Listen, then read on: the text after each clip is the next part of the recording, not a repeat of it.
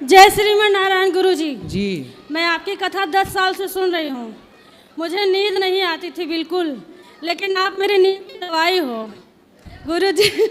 मैं बिना आपके सब वो कहते हैं कि गुरुजी की दवाई ले लो सो जाओ, मतलब कथा लीड लगा लो कान में और सो जाओ। मुझे ऐसी नींद कभी आती नहीं है। और गुरुजी कह रहे हैं कि पीपल में जल रोज़ देना चाहिए कि कभी कभी? रोज भी दे सकते हैं, कभी कभी भी दे सकते हैं। और लोग कहते हैं कि पीपल में भूत होता है। ऐसी अफवाह है। कहते हैं कि दिन में उसके पास न बैठो, धूप में न बैठो, छाँव में न जाओ, रात के टाइम भूत निकलता है। ऐसी अफवाह है। हमारा बचपन तो पीपल के पास ही गुजरा है। हमारा घर गांव का पीपल के नीचे ही है। हाँ। 24 घंटे हम लोग पीपल की छांव में ही रहते हैं। और गुरुजी मैं गुटखा खाती हूँ। कौन सा? रासरी। गुरुजी छूट नहीं रहा है। कितने खा जाती हो रोज? गुरुजी मैंने प्रण लिया था कि जिस दिन वृंदावन जाऊंगी, गुरुजी से मुलाकात होगी, उस दिन के बाद से खाना छोड़ दूंगी। अच्छा है आपका संकल्प। कितने के रोज खा जाती हो? 50। 50 पैकेट? 50 रुपए का। 50 रुपए के रोज? हाँ। शादी और गुरुजी हो गई? मेरे जो पतिदेव हैं वो भी बहुत खाते हैं, कंपटीशन करते हैं। तो पहले आपने शुरू किया कि पति ने? हम एक खाएंगे तो 2, हम 2 खाएंगे तो 4। हाँ, तो आप पहले शुरुआत किसने की खाने की? शुरुआत तो वही किए थे, मुझे थोड़ा थोड़ा देते थे, फिर मुझे भी आदत पड़ गई। अच्छा, वो खाते थे तो आपको भी देते थे? हाँ। और गुरुजी जैसे मैं वो अब कैसा अब उल्टा हो गया, अब वो 1 खाते हैं तो मैं 3 खाती हूँ। तो अच्छा है ये खाना? नहीं गुरुजी, मैंने सोचा था कि जब मैं वृंदावन जाऊंगी गुरुजी से मुलाकात हो तो जाएगी। आप छोड़ दो गुटखा और पति को बोलना वो भी छोड़ दें। हाँ, वरना कैंसर होता है इस गुटखे इत्यादि से। धन्यवाद गुरुजी। गुरुजी मैं दोनों बच्चे इन लोगों को दिखाई कम देता है, आशीर्वाद दे दीजिए। इन लोगों का 10 साल से इलाज चल रहा है दोनों बच्चों का। क्यों दिखाई कम देता है? एक को तो बचपन से नहीं दिखता था। तो जब ये पेट में था तब गुटखा खाती थी आप? नहीं, गुटखा खाना तो अभी से खाए हैं 4 साल से। ये छोटू तुम बैठ जा 4 यार। साल से ये छोटू खड़ा है। गुटखा खाना अभी सिखाए हैं 4 साल से। मतलब ये बच्चे जब पेट में थे तब तो गुटखा नहीं खाती थी? नहीं गुरुजी नहीं, तब पता भी नहीं था। क्या? ये गुटखा। ठीक है। गुरुजी मेरे बच्चों को आशीर्वाद दे दीजिए, दोनों की आंख ठीक रहे, आपका कृपा बनी रहे। बिल्कुल, बिहारी जी स्वस्थ रखें। जय श्रीमन। जय श्रीमन नारायण। राधे राधे। गुरुजी कानपुर से आई हूँ। मोबाइल पे देखती थी, यूट्यूब पे तो बहुत खुशी होती थी। आज आपको ऐसे देख के बहुत खुशी हो रही है जी। गुरुजी राधे राधे। बोलो। आशीर्वाद दे दीजिए गुरुजी। खुश रहिए। राधे राधे गुरुजी। हाँ जी। गुरुजी हम बच्चे को लेके आए हैं गुरुकुल में पढ़ाने के हेतु। आपकी कथा देखते हैं हम तो अच्छा लगता है। ठीक है। तो ये इस बच्चे को आप अपनी शरण में ले लो गुरुजी, महान कृपा होगी। ठीक है, बात कर लेना। तो गुरुजी इसमें ये बता रहे हैं कि जैसे हम पूछने गए थे गुरुकुल में, यहाँ पे यहीं ऊपर कार्यालय में बात करके ऊपर कार्यालय में बात कर लेना। चलो। अच्छा गुरुजी। ठीक। पाठक जय हो। आगे दो भक्तों को। चलो। और किसका सवाल है? यहाँ ले आओ।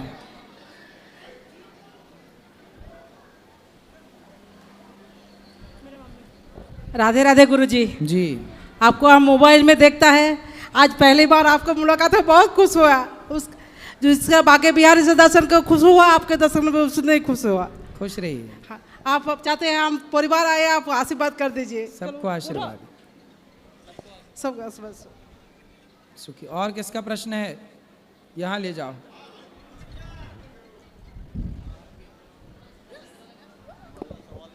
पंडित जी प्रणाम। मैं मध्य प्रदेश ग्वालियर से हूँ। मैं यदि भागवत या कथा आपकी ही सुनता हूँ, मैं शायद कि और किसी की कभी कथा नहीं सुनता हूँ। और मेरी पत्नी आपकी बहुत बड़ी फ़ैन है। मैं आप जैसे संत इस देश को, इस समाज को इतना अधिक दे रहे हैं। यदि पूरे भारतवर्ष के संत समाज इस तरह से वृद्धाश्रम चला के, गौशाला को संचालित करके और अन्नदान करके एक जो समाज को दे रहे हैं, मैं समझता हूँ आने वाले भविष्य में युगों युगों तक आप इस देश में जाने जाएंगे।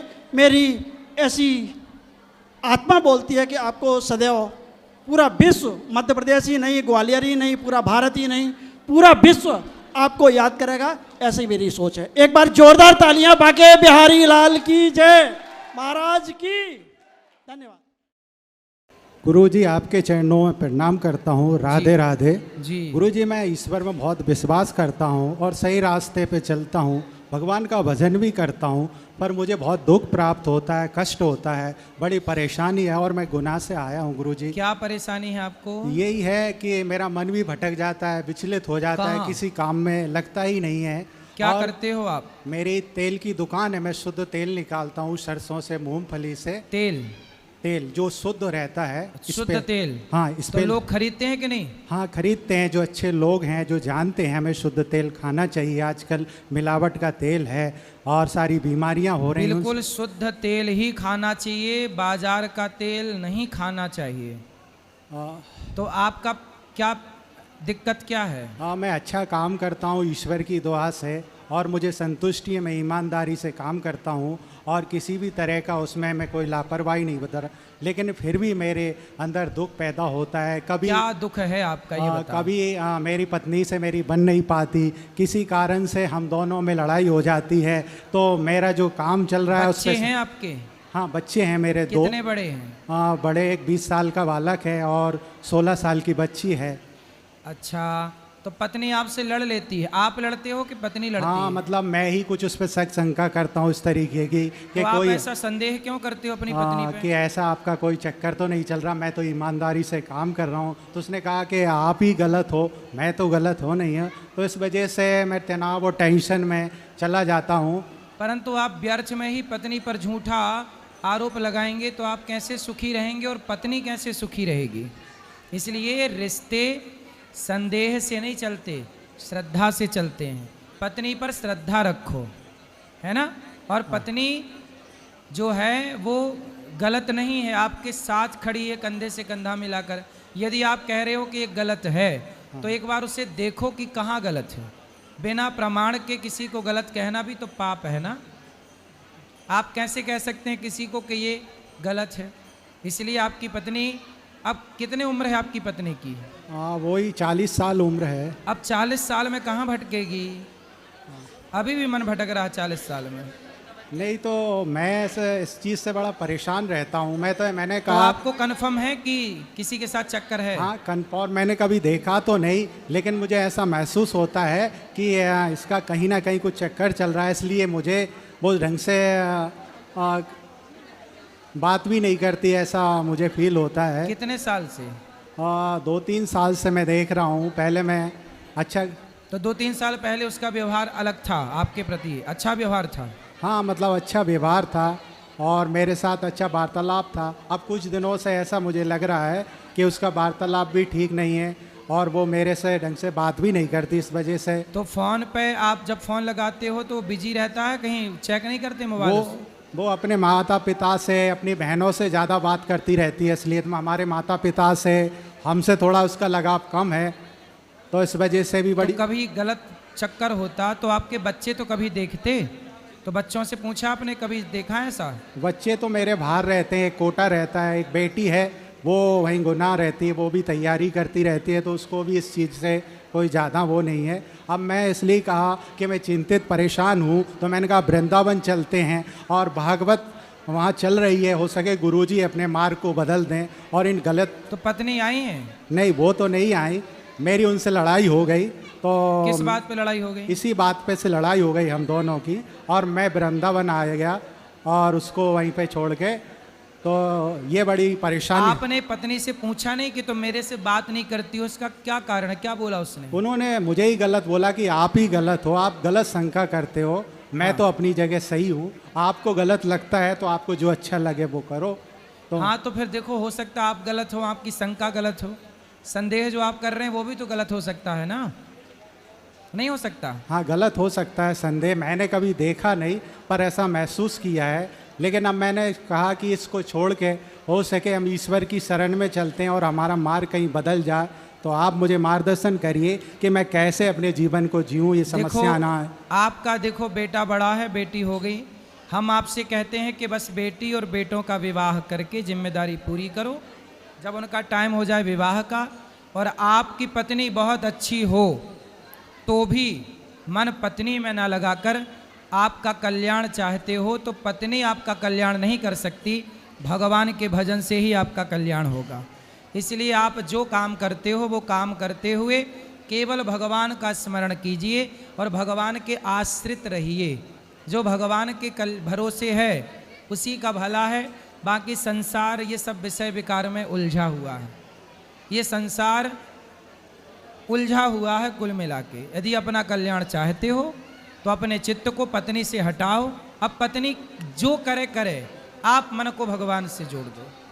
आपको अब पत्नी की आवश्यकता है? नहीं है मुझे। अब मैंने अपना मार्ग बदल दिया। मैंने कहा ईश्वर की शरण में चलते हैं और अपना मार्ग परिवर्तित करके और गुरुजी के चरणों में लगाते हैं। आप पत्नी के साथ रहना, बच्चों की जिम्मेदारियां पूरी करना, पत्नी का ध्यान रखना, पर आप पत्नी को चित्त से निकालकर परमेश्वर को चित्त में बिठा लो। ठीक है गुरुजी। संभव है? संभव है। मैंने आपकी कथा सुनी, मुझे बहुत अच्छा लगा। पहले मैंने यूट्यूब पे सुनी, आपकी कथा मैंने बहुत सुनी, पर मैंने कहा कि अब वृंदावन चल के ही कुछ उद्धार होगा। आप बस कुल मिला के अपने मन को भगवान के चरणों से देखो। अंत में सबका कल्याण भगवान ही करते हैं। इसलिए जीवन का अंतिम सत्य यही है कि आप जिन रिश्तों के लिए मरते हो, जिन रिश्तों के लिए पाप कर कर के पैसा कमाते हो, वो रिश्ते अपने नहीं हैं।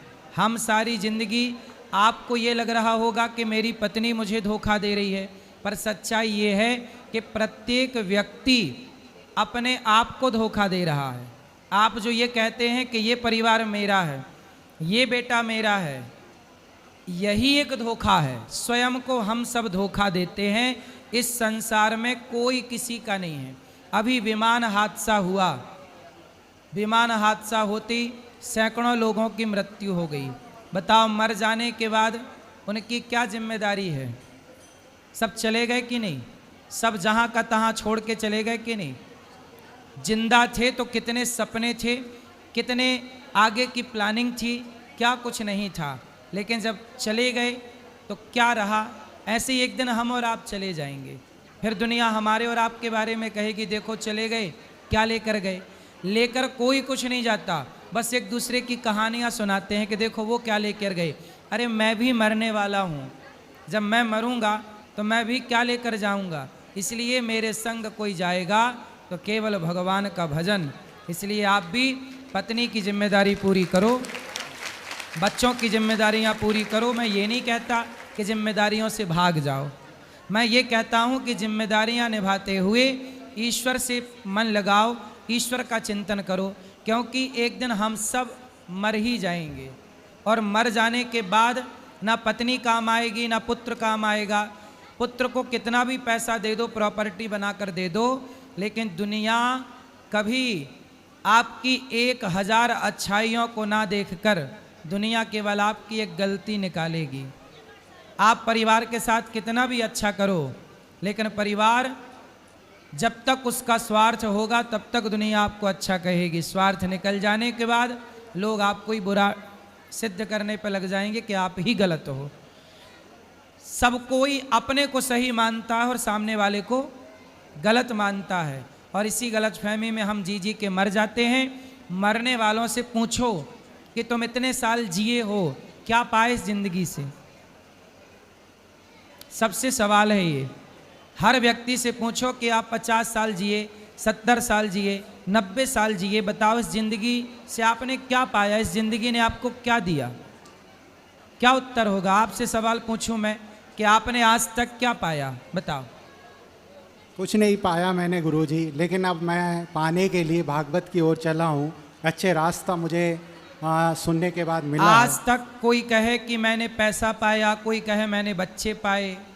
बच्चे तो कुत्ता बिल्ली भी पाते हैं, परिवार तो सबका होता है, लेकिन क्या ये परिवार मेरा साथी है?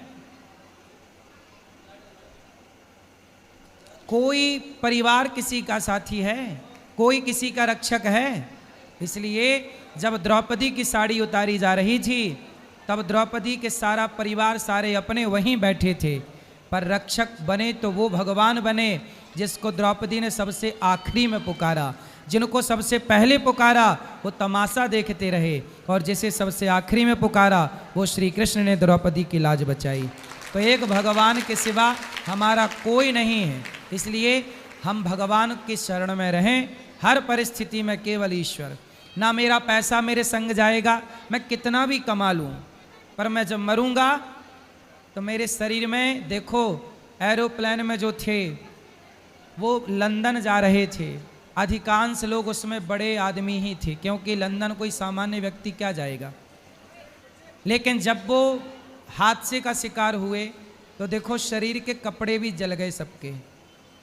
आदमी सारी जिंदगी हाय हाय करके मरता है, लेकिन सच्चाई ये है कि हम नंगे ही आए थे और ऐसे ही जाएंगे। कुल मिलाकर हमारे संग जाएगा तो केवल हमारे द्वारा किया गया भजन। पायो जी मैंने राम रतन धन पायो, यही धन मेरा साथी है, यही धन मेरा वहाँ भी काम आएगा, यहाँ भी काम आएगा। बाकी इस धरा का, इस धरा में सब धरा रह जाएगा। यही सत्य है। इसे आप आज मान लो, 1 महीने बाद मानना, 1 साल बाद मानना, या कभी मत मानना। सबके लिए सच्चाई तो यही है। सच्चाई आपके लिए अलग हो या आपके लिए नहीं, सबके लिए एक सी ही है। ठीक है, राधे राधे। समझ में आई? आ गई समझ में। क्या समझ में आया? यही आया कि इस दुनिया में कुछ नहीं है, ईश्वर का भजन करें और अपने सत्मार्ग पे चलें। जो जहाँ चल रहा है उसको चलने दें, हमें तो अपने जीवन को सुधारना है। पत्नी का यदि किसी पुरुष से चक्कर है तो बोल दो ठीक है, तो उसे रख। यदि तेरा सुख उसमें है तो अब तू उसमें सुखी रहे, हम अब भजन में सुखी रहेंगे भगवान में। बोल दो कि तेरा है तो रख, हमें कोई दिक्कत नहीं।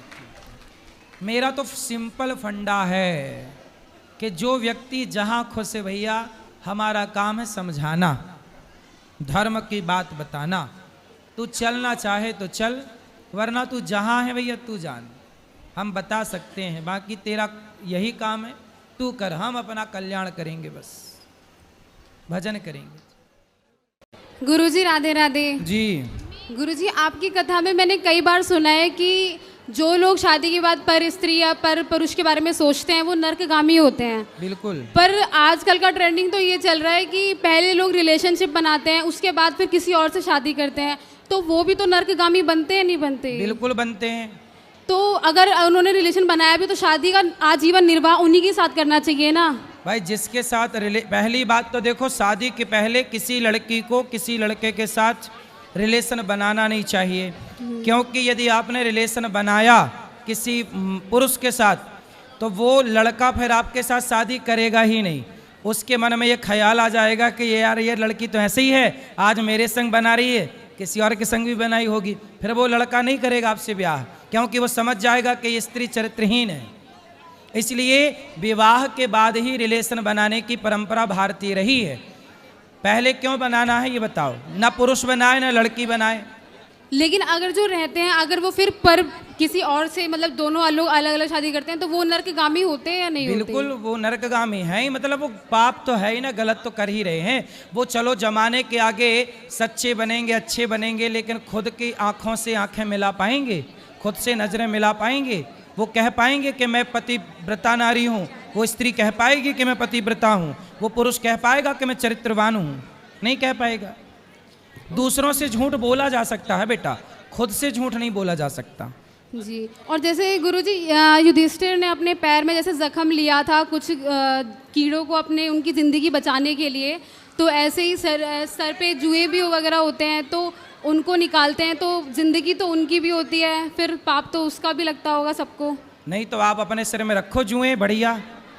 तो बस यही पूछना था कि जिंदगी अगर उनकी है तो नहीं, बढ़िया। वैसे जुए होना अच्छी बात है, सारा गंदा खून पी जाते थे। अब क्या होता है कि सारे जुए मर गए, अब गंदा खून आदमी के अंदर ही रह गया, तो आदमी की उम्र कम हो गई। पहले जुए हुए थे तो वो पी जाते थे, वरना आजकल कुछ पति का पी रही हैं खून, कुछ पत्नियों का पी रहे हैं खून, एक दूसरे का पी रहे हैं। जुए है नहीं खून पीने के लिए। जी। तो सुनो, इसलिए बेटा लिव इन में रहना, ये लिव इन में रहना आप बताओ सही है कि गलत है? बिल्कुल गलत है गुरुजी। गलत है ना? जी इसलिए लिव इन में नहीं रहना चाहिए। हाँ, और ये चीज सुनो एक बात, कल मेरे से एक बहन ने सवाल किया कि उसके बहन का विवाह हुआ, विवाह होने के बाद पता चला कि जिस लड़के से विवाह हुआ उस लड़के को एड्स की बीमारी है। डॉक्टर ने बताया कि एड्स क्यों हुआ? बोली ये लिव इन में रहता था, बहुत सारी लड़कियों से संबंध था तो उसे एड्स हो गया। सोचिए लिव इन में रहने वालों के ऊपर एड्स जैसी खतरनाक बीमारियां बिल्कुल होंगी ही होंगी 100%। इसलिए आजकल विवाह करने के पहले बार बार मैं एक बात दोहरा रहा हूं कि लड़का लड़की दोनों अपना टेस्ट, मेडिकल टेस्ट जरूर कराएं, क्योंकि ये बीमारियां अनेक लड़की और अनेक लोगों के साथ, अनेक पुरुष या स्त्री, अनेक लोगों के संबंध बनाने से होता है, जिसमें कि लिव इन में रहने वालों के ऊपर ज़्यादा संभावनाएं हैं। जी